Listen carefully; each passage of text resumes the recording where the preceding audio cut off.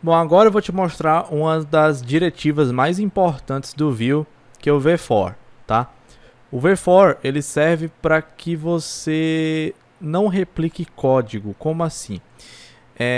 Perceba que para cada cliente que eu crio aqui, eu estou replicando várias linhas do mesmo código. Nas linguagens de programação, como é que a gente resolve esse tipo de problema? Nós resolvemos esse tipo de problema utilizando estruturas de repetição, como o for, o while e o for each. O v-for é uma estrutura de repetição do Vue, que baseando-se em um array, ele vai gerar um certo código HTML n vezes, tá? O v-for é uma estrutura de repetição semelhante ao for each das linguagens de programação, tá? Então, o pré-requisito para a gente utilizar o v-for é nós termos um array de alguma coisa, de algum dado que a gente quer repetir, né? Nesse caso, eu vou fazer o seguinte. Aqui no meu componente app.vue, eu vou criar um dado chamado clientes. E aqui dentro ele vai ser um array. E aí eu vou criar aqui 3 clientes dentro desse array, tá? Então, vamos lá. Nome. Eu vou até copiar essa estruturinha aqui para não perder tempo, né? Então, vou criar aqui 3 clientes. Vamos lá. Cliente 1. Cliente 2.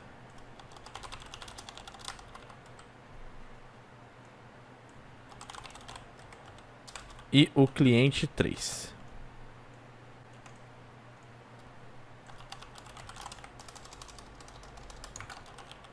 Vamos lá. Beleza.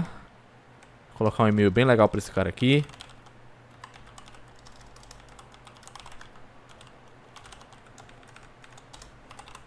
Beleza.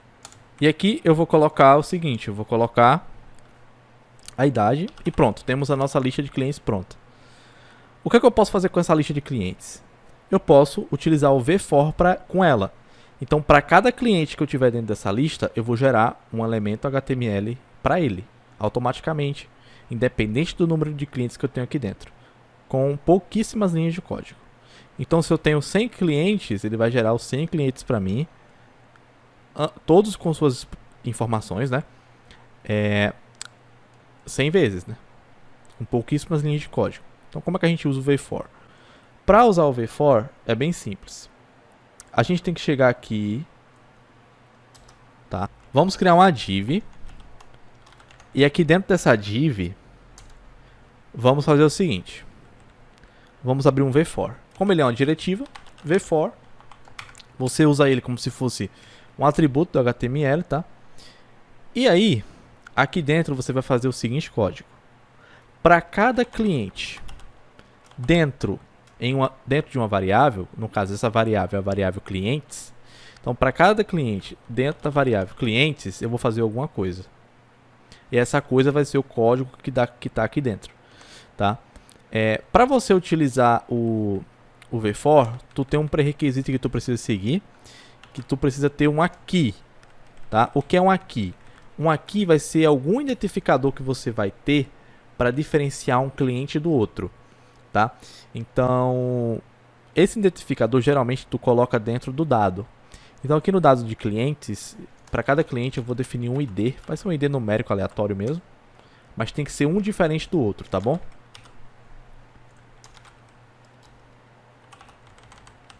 Beleza. E aí eu vou dizer aqui que eu vou usar é cliente.id. Beleza. Essa é a estrutura básica do v-for. E aí para cada cliente que eu tiver aqui nessa lista, ele vai repetir o HTML que tem aqui dentro para esse cliente. Para a gente testar, eu vou colocar um parágrafo. Testando v-for. E aí quando eu vier aqui, ó, opa, ele me deu um erro. Esse erro está acontecendo porque eu não estou usando mais a tag cliente, né? Bem chatinho isso, né? Então fica ligado nesse erro. Deixa eu só chamar a tag cliente aqui só de meme. Pronto. Tá aqui, ó. testando v-for, testando v-for, testando v-for. Eu posso vir aqui e colocar mais um cliente, sem nenhum problema. Vamos colocar mais um cliente aqui.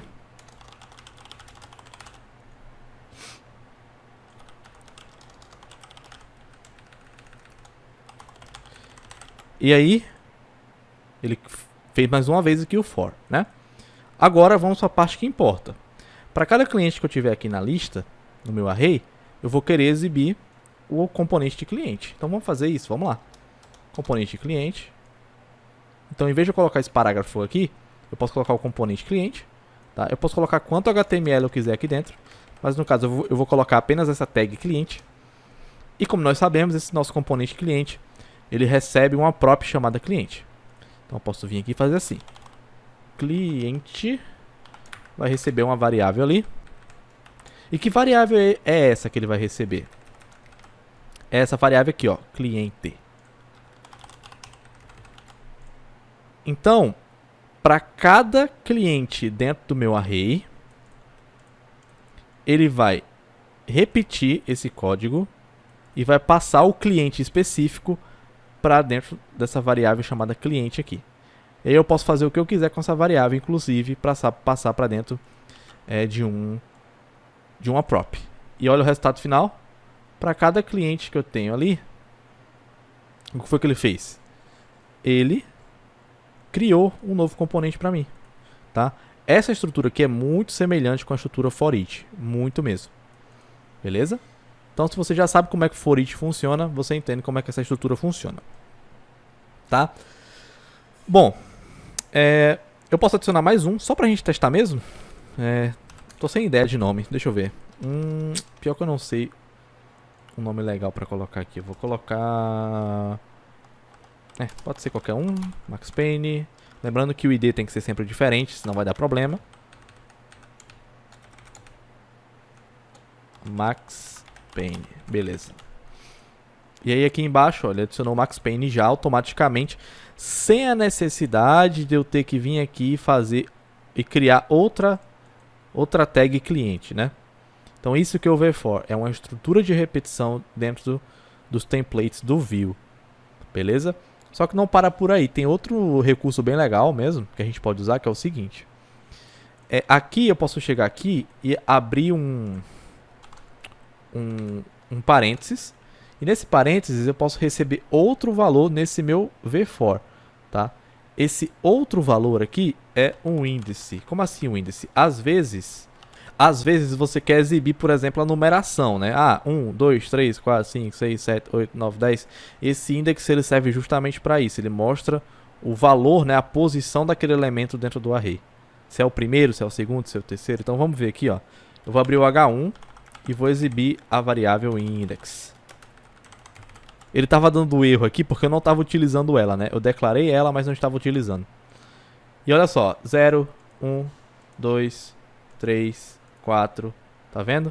Então o índice, ele é meio que o contador do loop, né? Você que já trabalhou com for aí, você sabe o que é o contador, né? Beleza. Aí você fala, não, mas eu quero que ele comece do 1. Como é que eu faço isso? Simples, é só vir aqui e somar mais um, né? Olha só o resultado, ó. 1, 2, 3, 4, 5. Legal, tá? Como você pode ver. Vou só diminuir isso aqui para um H4. Show. Isso aí. Então, olha que interessante, olha que legal. E só pra gente encerrar essa aula aqui com chave de ouro, o que é que eu vou fazer? Vou fazer um negócio bem divertido. Olha só. Eu vou vir aqui, eu vou colocar um HR aqui embaixo, logo abaixo do cliente. E aí eu vou criar aqui um H4 edição. E aí aqui eu vou colocar dois vmodels, dois campozinhos de formulário, né? Olha só. E aí aqui eu vou passar o que no vmodel? Eu vou passar o cliente.nome e o cliente.email. Veremos o resultado disso agora. Para cada elemento dentro do loop, ele gerou o seu próprio formuláriozinho customizado, tá vendo? Que legal, né? Graças aqui ao uso do vmodel e dessa variável aqui de loop. Então eu posso editar isso aqui, ó, e automaticamente vai mudar aqui em cima. Então eu vou mudar aqui o nome do Ricardo Milos para Ricardo e o e-mail dele para Ricardo Milos 2003, por exemplo, e ele mudou. Eu vou mudar aqui o e-mail do Ednaldo Pereira para vale nada, vale tudo, e mudou aqui em cima, né? E só mudou aqui, né? Porque cada elementozinho do loop tem o seu próprio formulário, o seu próprio dado. Beleza? Então, olha como é bacana tu trabalhar aí com VFor, né? Nesse caso, eu não vou usar esse formulário aqui para nada, esse formulário de edição. Eu posso até deixar aqui, se você quiser depois ver os códigos. Eu acho que eu vou deixar aqui, que eu vou disponibilizar o código-fonte desse primeiro projetinho de estudos no GitHub. Aí você consegue ver isso por lá, tá? Mas isso aqui eu não vou fazer nenhuma funcionalidade com essa parte de edição não, beleza? Então é isso, é assim que você trabalha com VFor e eu te vejo na próxima aula.